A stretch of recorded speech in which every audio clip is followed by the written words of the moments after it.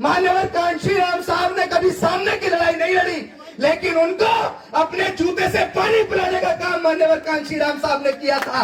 मेरे नौजवान साथियों, किस दिशा में जाना चाहते हो? ये शासन प्रशासन तुम्हारी गुलामी करेगा अगर इस देश में शासन सत्ता की ओर बढ़ोगे। जो तुम कहोगे इस देश में वो होगा।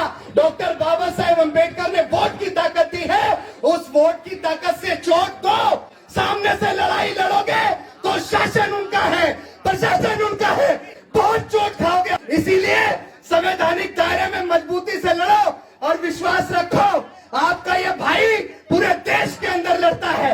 अगर एक बार कैटराइज तरीके से, अनुशासित तरीके से तुम लोग लड़ना सीख गए तो उनकी हैसियत कि वो किसी और को संविधान निर्माता कह जाए, उनकी हैसियत वो आरक्षण को मुर्दाबाद कह जाए, उनकी हैसियत वो SC/ST एक्ट को खत्म करने की बात कर दें, बस आप लोग अनुशासित तो हो जाओ।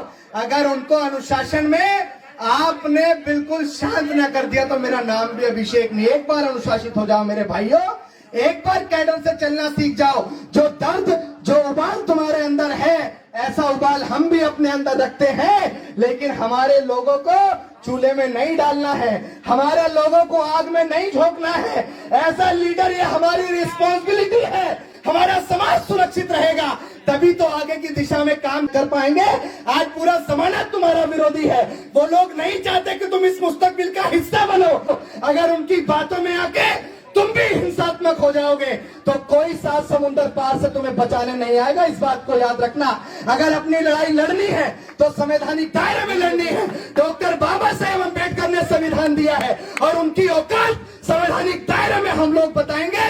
विश्वास रखो, भरोसा रखो, ये उबाल हमारे अंदर भी है, लेकिन डॉक्टर अम्बेडकर कलम की ताकत देके गए।